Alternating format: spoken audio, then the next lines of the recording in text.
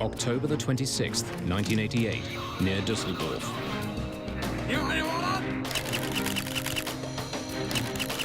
For weeks, German police have been following a group of suspected terrorists around the ancient town of Neuss. Today, they'll make their move.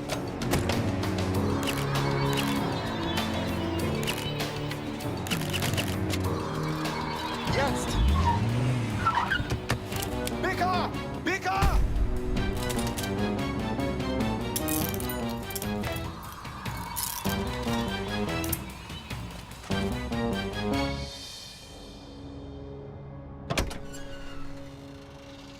In the trunk of their car, police make an unusual discovery. Berühren Sie es nicht.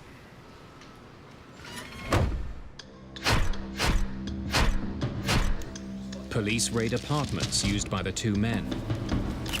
They find a number of blank passports and a small arsenal of weapons.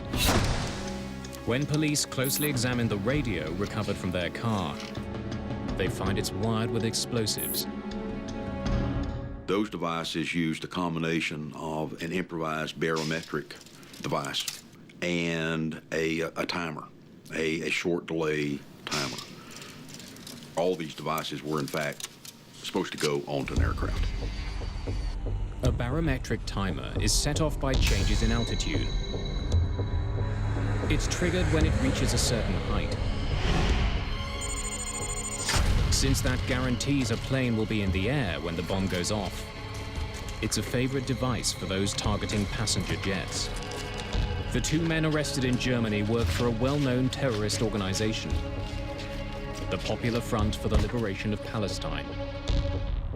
Leader of the PFLP-GC, Ahmed Jibril, made a speech in Libya in 1986, and one of the things he said was that until there's peace in the Middle East, there would be no safety for anyone traveling on an American or an Israeli airliner.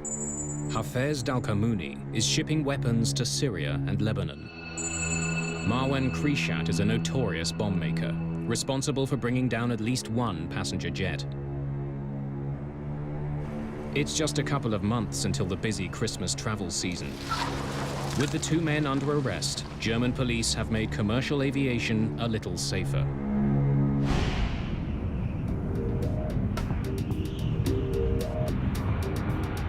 Two months later, Pan Am Flight 103 is on its way from London to New York. The jet has just taken off from Heathrow Airport. There are 259 people on board. Most of the passengers are American. Charles McKee actually works for the US government. Khalid Jafar lives in Detroit and is returning home from a trip to Lebanon and Germany. The first part of the trip to the United States takes the plane northwest up over Scotland. The so-called Daventry departure is one of 6 preset routes that jets follow on their way out of Heathrow. Lockerbie is one of several small towns the plane will pass over. Tucked away in the Scottish lowlands, residents are barely aware that they live below a busy aerial highway.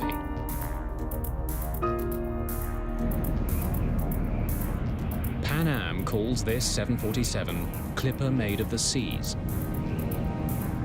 As it levels off at 31,000 feet, the crew gets in touch with air traffic control. Good evening, Scottish. Clipper 103, we are level at 310. 103, you are identified. Captain James McQuarrie is 55 years old. Like many passengers on this pre-holiday flight, he's heading home.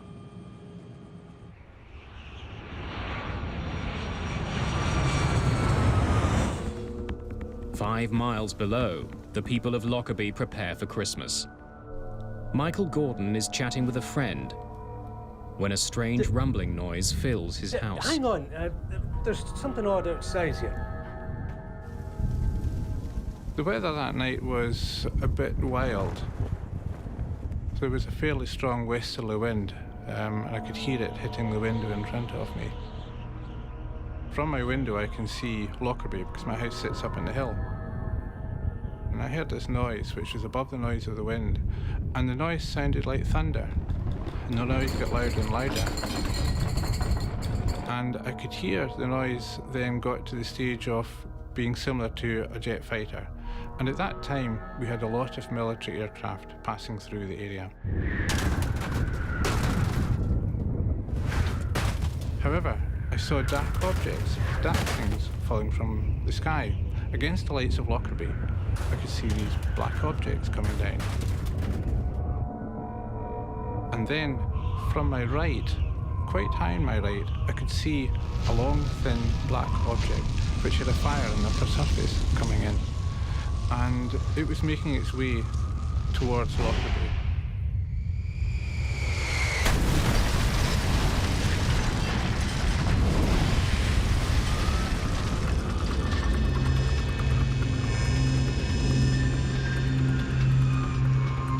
When it hit, there was the most horrendous explosion, and I could hear the tiles on the roof of my house lifting. Hello? Hello? When the explosion took place, the telephone line stopped functioning.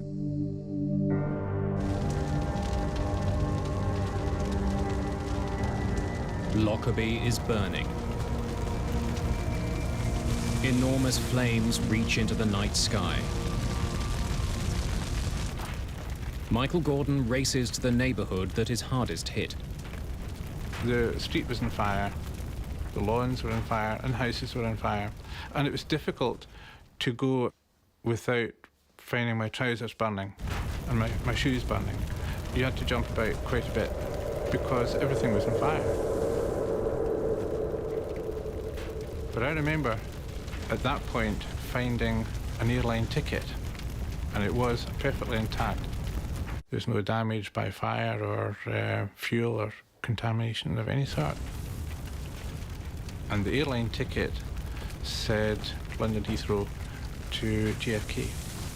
Somehow, Pan Am Flight 103 has fallen from the sky and smashed into Lockerbie, Scotland.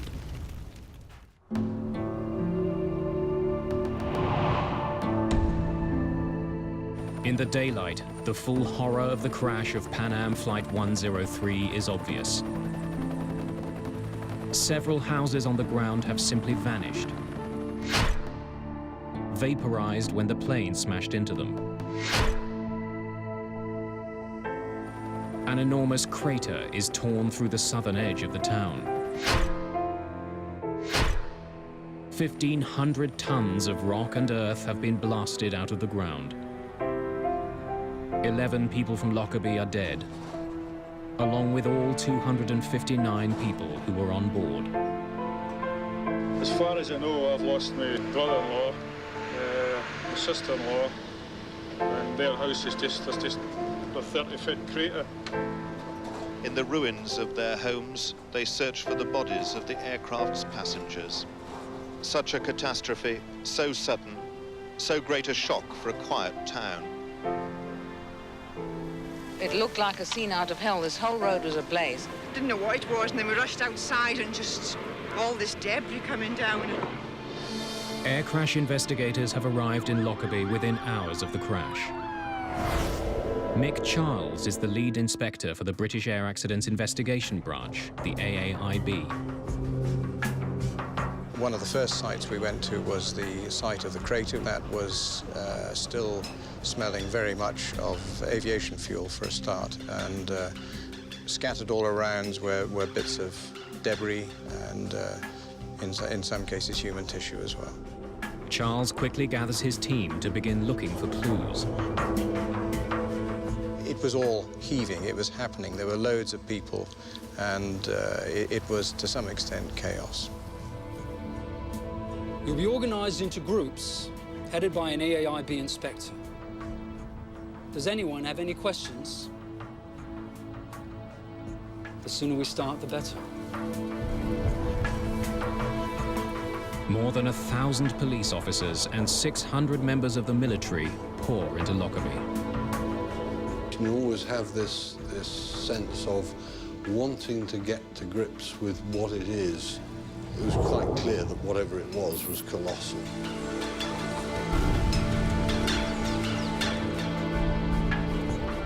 Any debris that's found is put into clear plastic bags and left to be collected later. Dark bags are used to store human remains.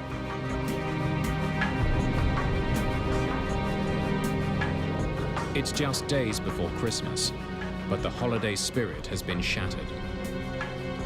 At the start of the investigation, what we were doing was finding out which bits of the aeroplane were where, actually finding all the aeroplane. The sheer scale of the disaster is difficult to comprehend. Chris, the RAF have offered us a helicopter. Can we use it? Absolutely. With so much wreckage being found, investigators need to get a bird's-eye view and locate the largest fields of debris. The maps of that area were a very short supply, and we ran out of them very quickly, so we had to use black and white photocopies initially. Investigators bring local police officer Michael Gordon with them to help in the search. The intention was for me to be able to identify geographical landmarks and identify parts of the aircraft. They soon get a better sense of their enormous task. When we were in the helicopter, we could see that the wreckage came out in a cone shape, emanating from Lockerbie, and the cone shape got wider and wider the further from Lockerbie. The principal feature that I was looking for was to try to establish some pattern of the wreckage which would basically help me direct the ground investigators. They're shocked by what they find. Pieces of the plane are scattered over an area larger than all of London. More than 2,000 square kilometres. It quickly becomes clear that Pan Am 103 was coming apart long before it hit the ground. Normally, you're seeing a fairly contained accident site. In Lockerbie, it was nothing like that, because initially the police had identified half a dozen discrete sites. A 747 is made up of more than 6 million parts. In the mangled remains of the jet, investigators need to find the one that will tell them what happened. The plane's cockpit is eerie proof that Pan Am Flight 103 broke apart in mid-air. Severed from the rest of the plane, it's 4 kilometers east of the city. When looking at the cockpit, I was looking at the roof of it, and the windows were intact. The actual nose part had cracked open, but it was as if it had been chopped off just aft of the cabin, and you could walk round the back and look into the cabin section from the back. Inside the cockpit, investigators note the positions of various switches and controls. They find the autopilot is on and the oxygen masks are still stowed. This is a fairly standard procedure which we would do in any such investigation. The end result was that there was nothing at all untoward found in the cockpit. Everything was consistent with cruising flight. Soon, investigators discover why the damage to Lockerbie was so devastating. The main wreckage which fell on the town of Lockerbie was the wing, which is basically both the left and right wing, complete with a structure in the middle. Investigators estimate that the plane was loaded down with 90,000 kilograms of fuel.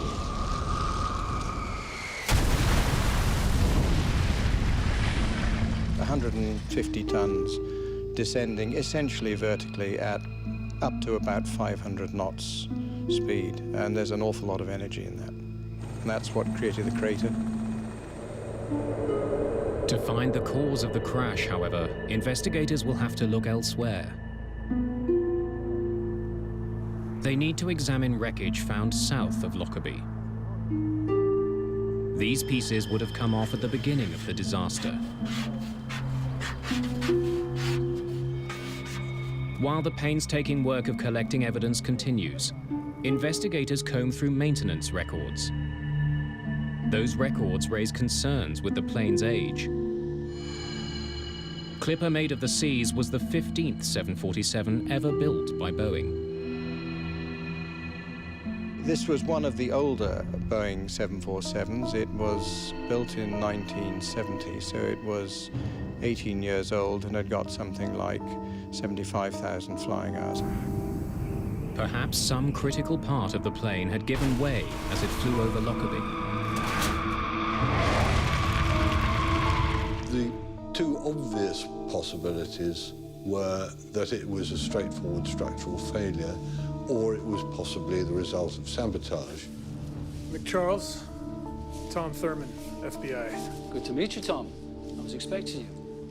While the investigators are searching for possible answers in the history of the plane, the second possibility, sabotage, is also being pursued. We were there to provide technical expertise to the Scottish investigators into explosives and explosive damage, and that the telltale sign that it could be a bomb.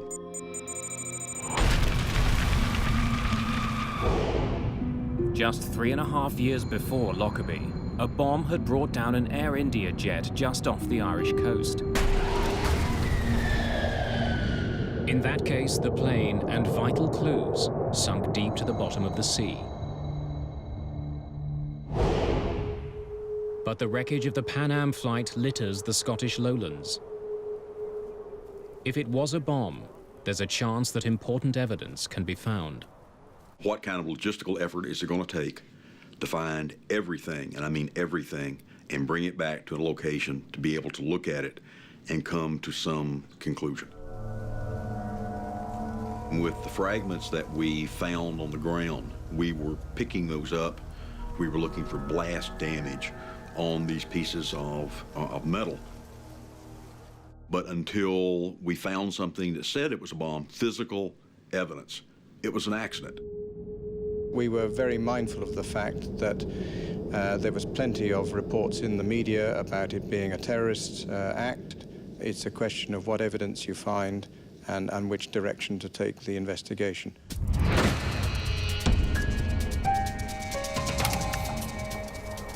In the first 24 hours, 4 separate groups have claimed responsibility for bombing the jet. The guardians of the Islamic Revolution are undertaking this heroic execution in revenge for the blowing of the Iranian airplane by America. Dick Marquis is an expert on international terrorism working for the American FBI. A number of organizations either claim credit for or were given credit, including groups from Iran and Palestinian groups, and one Irish group also claimed responsibility for it. 6 months earlier, the US Navy shot down an Iranian passenger jet. 290 people were killed. The American government claims it was an accident, but Iran has vowed revenge.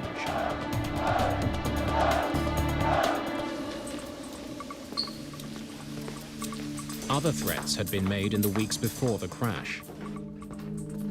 The American embassy in Helsinki received an anonymous warning that a bomb would soon be put on a Pan Am flight leaving from Frankfurt. Officials eventually discounted the threat, but a notice was posted in American embassies. Many of the passengers who boarded Flight 103 had come from Frankfurt on a connecting flight. Right, excellent work, everyone. Then, on Christmas Eve, just 3 days after the crash of the plane, the investigation gets an enormous break. Everyone clear on what they need to do this evening? Terrific. Tom, can I see you? Absolutely.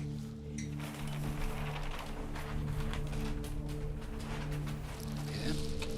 You'd like to put your gloves on, I think, for this. Mick Charles had a bag and had a piece of metal in the bag. What is it?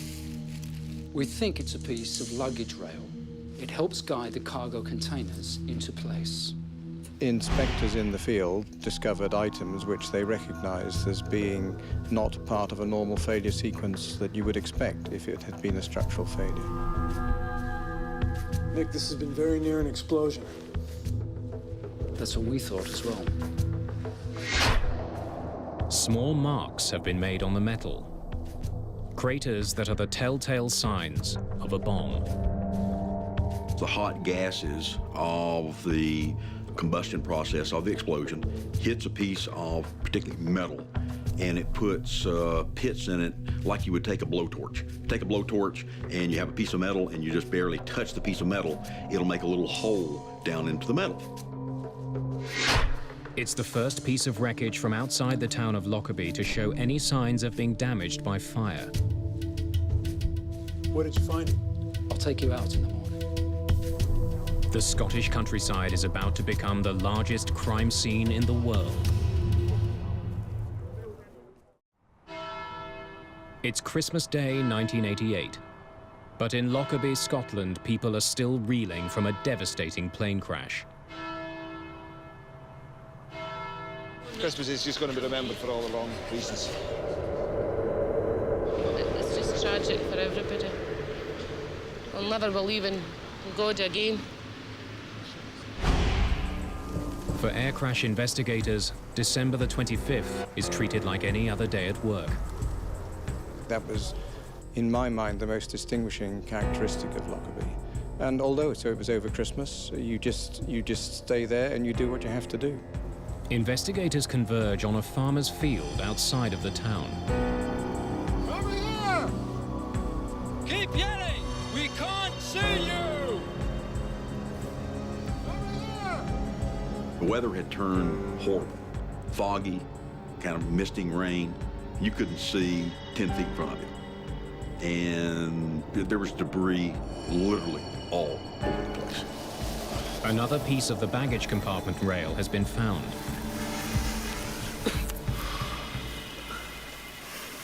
That looks like the piece that you showed me last night. About 20 inches is just gone. And lo and behold, that was the other piece of the skid rail that was literally sticking in the ground. We made some photographs. You know, it was a Christmas present that we could go out there to this farm and find the other piece of metal that had been blown off. No, we were not fascinated. We were pumped. This piece also has pits and craters in it, indications that it was close to an explosion.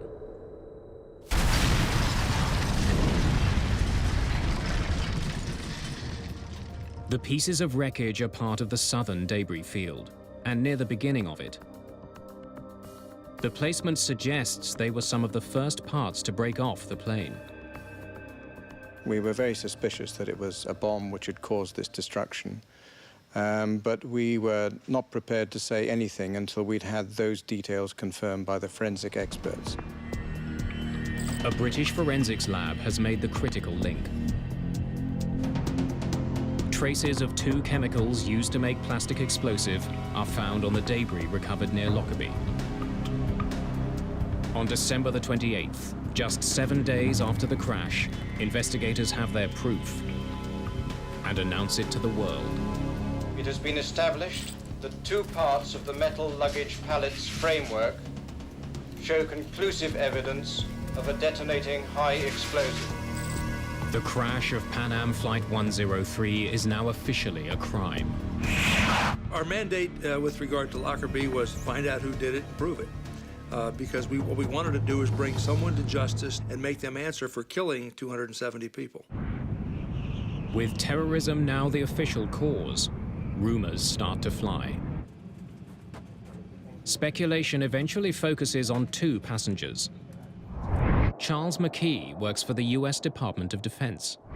Charles McGee was returning from the Middle East, where he was working trying to free hostages that had been taken in the Middle East during the mid-1980s.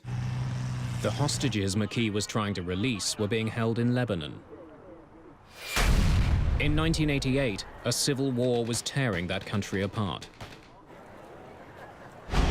Americans were seen as useful bargaining chips. There was speculation in the media that Charles McKee may have been targeted by terrorists because of the work he was doing. McKee isn't the only passenger who captures the attention of the media. Khalid Jafar was 20 years old and was returning home to the US after a trip to Lebanon and Germany. Perhaps a bomb was carried on board an aircraft by someone who may have had a Middle Eastern-sounding name. Jafar was examined as a potential suspect. The story makes it as far as the US Congress, but no proof can be found that Jafar was involved or that McKee was the intended target. We looked at every single passenger on the plane to see if, in fact, someone could have given them a bomb. The evidence proved that not to be the case. In Lockerbie, investigators from the AAIB continue to sort through the tons of tangled metal. We could, I suppose, in theory, have just stopped, but we thought, we know it's a bomb, we have all of the wreckage over land, it's an ideal opportunity to recover it all and to understand it properly. We knew it was a small bomb, but we didn't understand the explosive processes. Investigators are particularly interested in the hull of the aircraft. They move pieces of it to a military hangar just outside of town.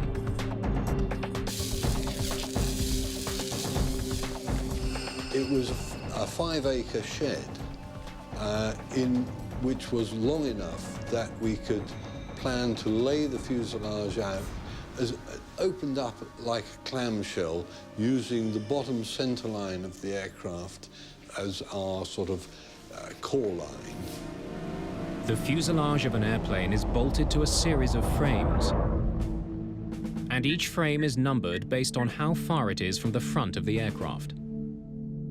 Before we laid out the wreckage two-dimensionally, we put lines and tapes on the floor to give us a grid, and this grid related to the geometry of the aeroplane. They begin to reassemble it, like an enormous jigsaw puzzle. A lot of the structure bears characteristic shapes that you can say immediately, this looks like a door frame. A lot of stuff, it has unique part numbers, which can help you identify small and fairly, what you would call unidentifiable bits. As the work continues, more pieces of the plane are found that show telltale blast damage. Right, the location is 817204. When they gather the pieces that are near the front of the plane, investigators make a chilling discovery. This is where the bomb had started ripping the plane apart. It became apparent that there was an area of the aircraft in which the damage was really quite different from the rest. The fuselage in this section isn't torn, but blasted to pieces. The fuselage structure in the area of the explosion was blackened and sooted. The fractures were very rapid and jagged, unlike normal tearing fractures of skin. Frame 700 runs right round here. Not only do investigators now know it was a bomb, they know where it blasted through the fuselage of the plane. Just outside of the forward luggage compartment. Peter Clayton is responsible for reassembling the cargo containers that were directly behind the shatter zone. The main goal I had was to identify the baggage container that contained the device. We had maybe 20 baggage containers of a similar construction. So it's like having 20 jigsaw puzzles all mixed up. The investigators concentrate on the cargo containers that were found in the southern debris field, wreckage that was ejected shortly after the explosion.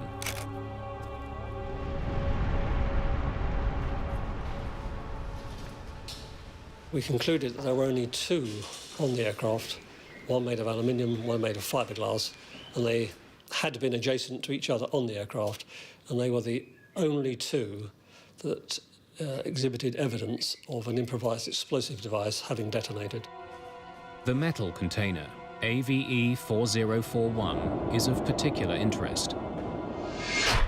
It was resting directly behind frame 700, where the blast damage is the worst. The damage caused to the metal container was quite severe.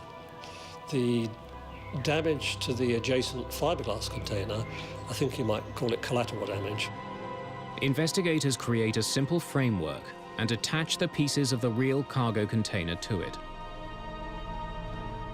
As they do, it becomes clear. AVE 4041 carried the bomb that brought the plane down.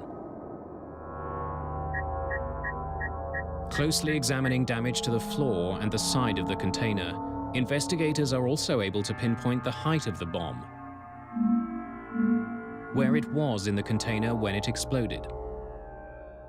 What that said to me was that the device was probably in a suitcase, and that suitcase was probably not on the floor of the container.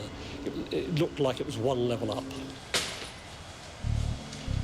According to luggage records, it means that the bag containing the bomb had come from a connecting flight.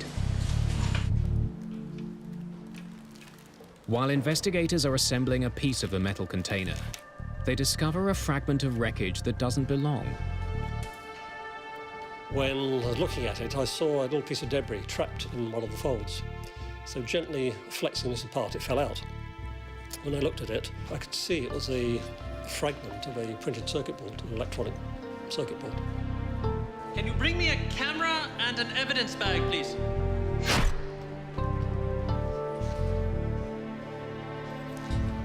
Let's get this to the lab. I didn't know whether it was a bomb part of the airplane really or what. It could have been somebody's shaver, for all I know. Eventually, forensic experts in Britain determined that the circuit board was a piece of a specific brand of radio.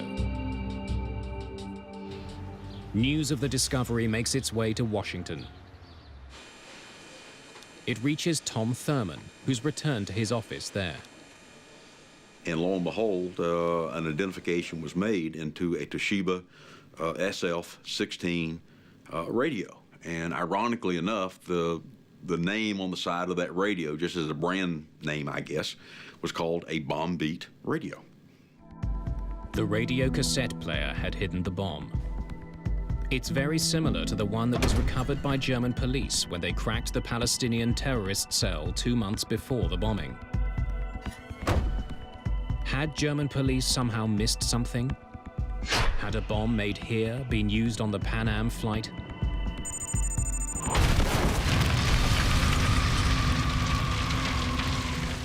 When the bombing happened, one of the initial suspects certainly was the PFL-PGC cell in Germany.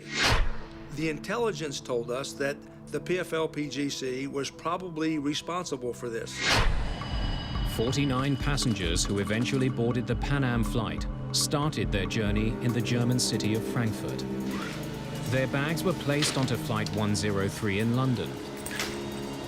But the airline did not ensure the passengers who checked in the bags actually got onto the plane. Perhaps a bomb made in Germany had slipped through the cracks at Heathrow while the terrorist walked away. We had to then, if that was the case, prove it. As the investigation continues, there's a puzzling discovery. While made by the same company, the cassette player used in the Lockerbie bombing is slightly different from the one that was seized in Germany. Both were contained in Toshiba radios, but one was a one-speaker model, and the one that blew up the Lockerbie plane was a two-speaker, more updated model radio. The difference in the model of radio being used raises doubts. Perhaps the terrorists in Germany are not responsible. You can look at the way that a device is put together and say, hey, I know who put this together because I've seen this before, and this is the way that this bomb builder puts a bomb together. To call it a bomber's signature. Law enforcement officials need more clues to figure out who had built the bomb.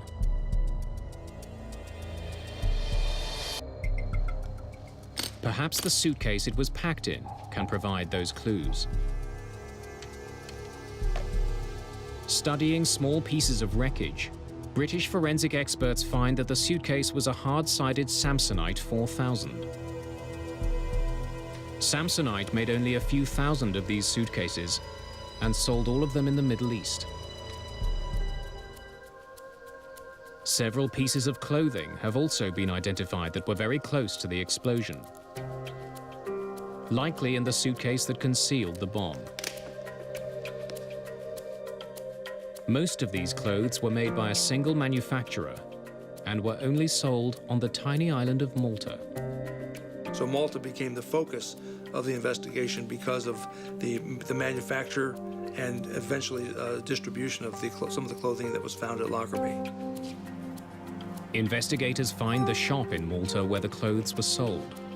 The owner gives them another clue. The key thing that he told us was the person had a Libyan accent, something we didn't really have evidence yet that tied Libya to the bombing. It was just 2 weeks before the attack on the Pan Am flight. In 1988, Libya was reeling from a number of confrontations with the American military. Economic sanctions had been imposed. The country was isolated, and its leader, Muammar Gaddafi, aggressively anti-American. Perhaps the bombing of the Pan Am flight was an attack by Libya against the United States. Pouring through baggage records for the Pan Am flight, police discover one piece of luggage that had been carried from Malta to Frankfurt earlier that day. Bag number B8849 had then been sent through to Britain's Heathrow Airport. Once there, it was placed on the second level of cargo container AVE 4041. It was the Samsonite case investigators now know carried the bomb.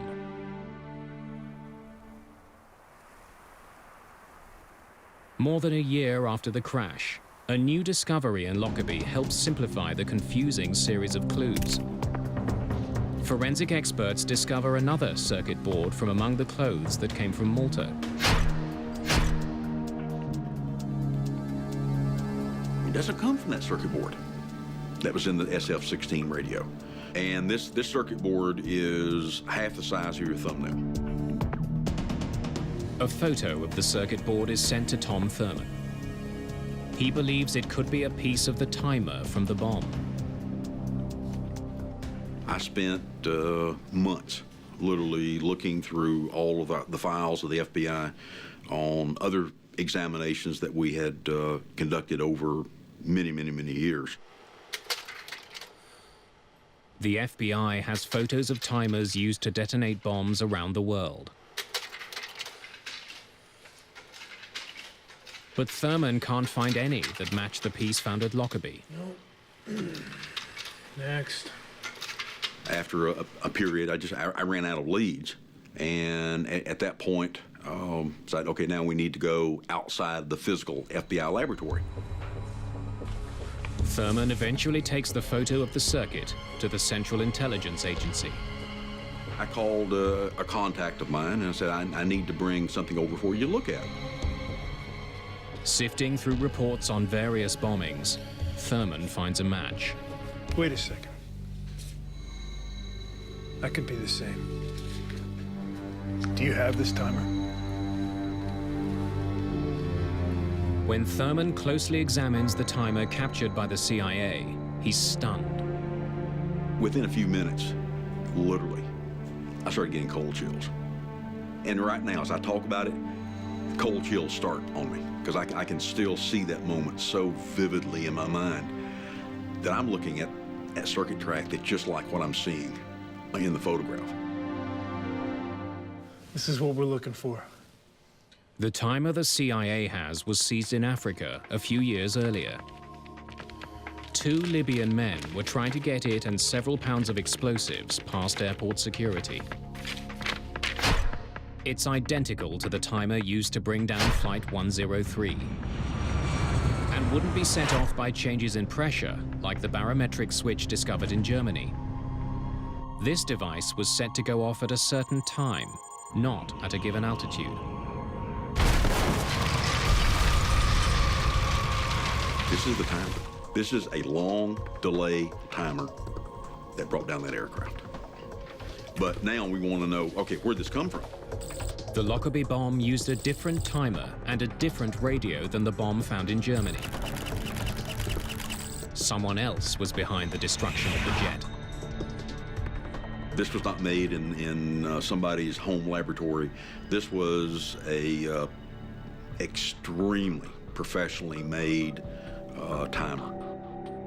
While the criminal investigation becomes murkier, the accident investigation is becoming increasingly clear.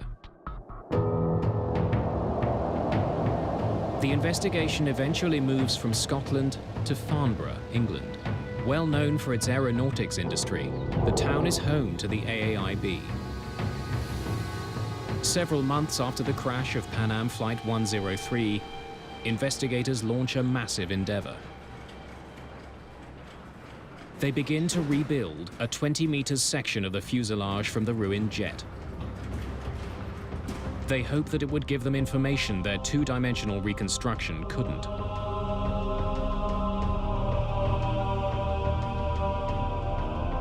They can see that the explosion tore a 1.5 by 5 meter hole in the side of the plane. Chris Prothero is a senior inspector of air accidents at the AAIB.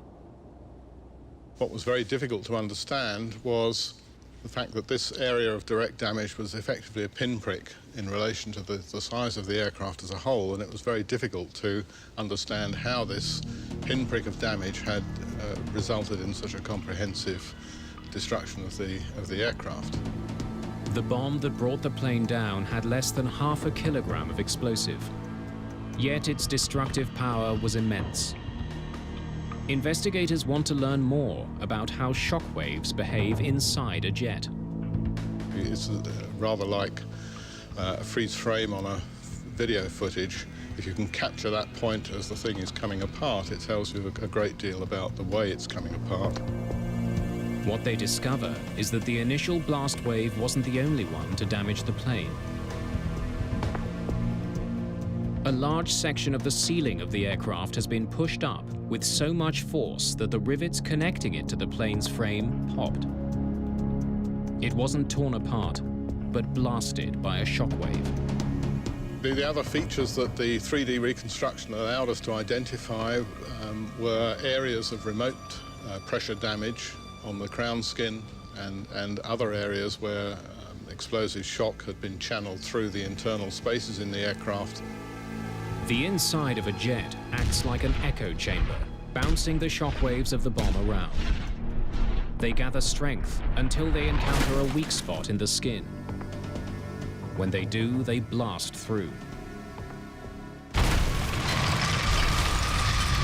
The work in Farnborough is powerful proof of how destructive even a small bomb can be. And how vital it is to track the bombers down. Almost 2 years after the Lockerbie disaster, the criminal trail of evidence brings investigators to Zurich. The timer that detonated the bomb is traced to a Swiss company called Mebo. One of the owners of the company admits to building it. The timer was given to the Libyan government. Total of 20 of them were made, all delivered to Libyan officials. Early in the investigation, focus was directed at the Palestinian terrorist group in Germany. Now there's growing proof that they had nothing to do with the downing of Flight 103. There were any number of suspects, and it wasn't until we kept putting everything in one pile, and the pile kept stacking up, and it spelled Libya. Criminal investigators have linked the timer that detonated the bomb to Libya. They know that a Libyan bought the clothes that were in the suitcase. And they know that Libya has a recent history of military confrontation with America. All they need now is the bomber himself. In 1999, they finally have him. At the time of the disaster, Abdel al-Megrahi was an intelligence officer for the Libyan government. He's arrested and charged. He was a high-ranking Libyan official.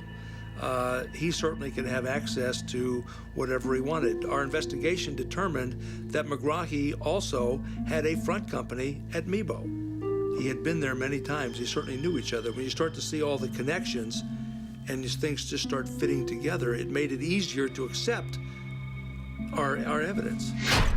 In 2001, Scottish judges sentence him to life for the murder of 270 people.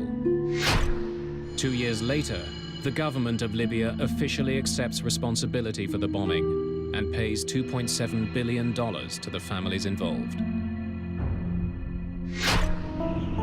Anger is also aimed at Pan Am for the role it played in the disaster. A Scottish inquiry points a finger at the company.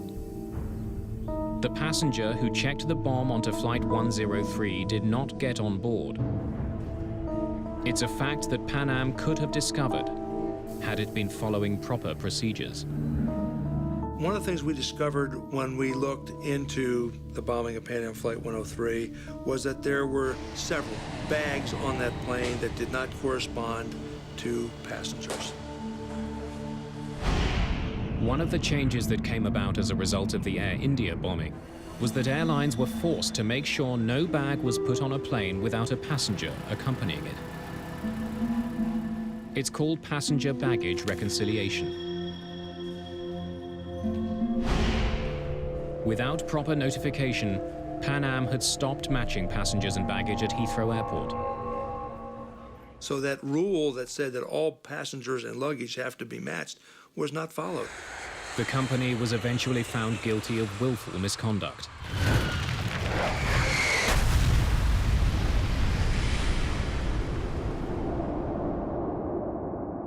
After the crash and the court ruling, Pan Am declared bankruptcy. 20 years after the bombing of Pan Am Flight 103, its shattered fuselage still stands in Farnborough, England. Those pieces may soon be used to train investigators here and around the world. A critical aid in case terrorists strike again. The enduring feeling I have as a result of Lockerbie is the tremendous level of cooperation we had from all the agencies. And considering that there were about 2,500 people with the military, the police, and so on involved in this, I think that's a great tribute. Lockerbie was a rare occasion that we felt honored to be a part of, to help make this happen. You know, we played small roles, but everybody played small roles to make big contributions to an overall success. In the town of Lockerbie, there's little evidence today of the horror that exploded from the sky 20 years ago. In a small church, near where the dying plane's cockpit landed, is a stark reminder of the toll of terror and the importance of bringing the guilty to justice.